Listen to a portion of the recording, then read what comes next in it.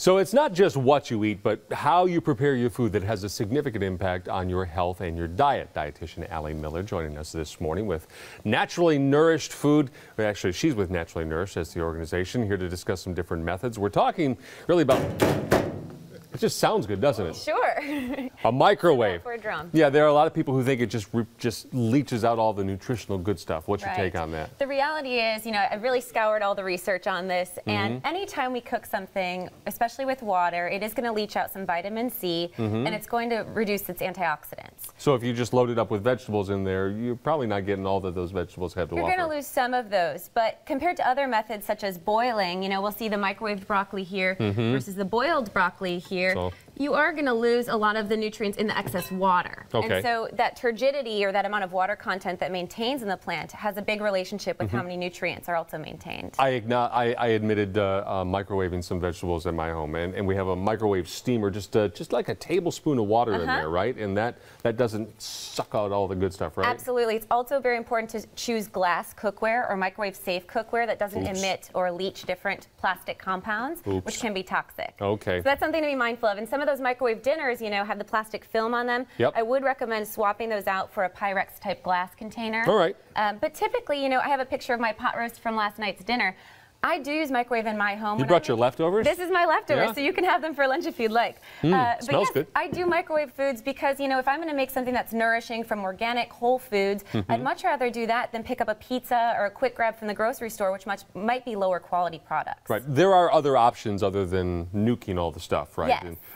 And you've got some great sweet potatoes going here that... Talk about this. Sweet potatoes, I do prefer sauteing or roasting these versus I did do one steamed in the microwave. You are going to get, when you add a little bit of fat, like I'm cooking these in coconut oil, you're actually getting the ability to absorb more of the vitamin A.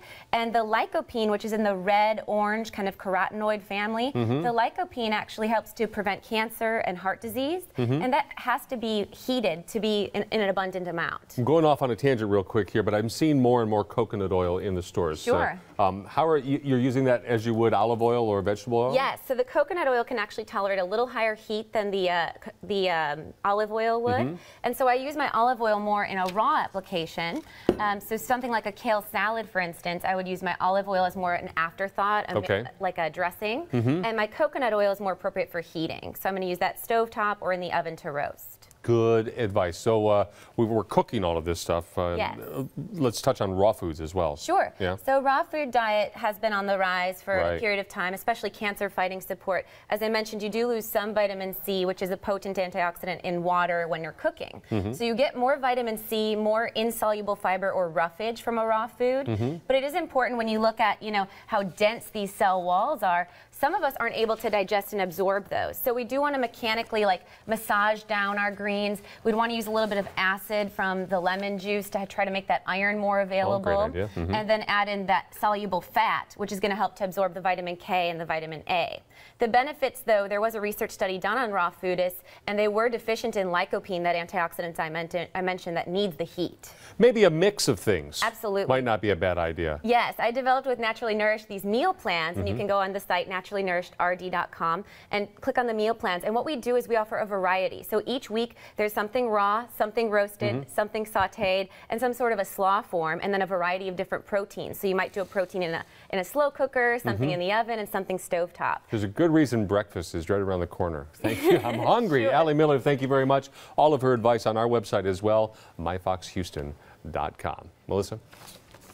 Good information.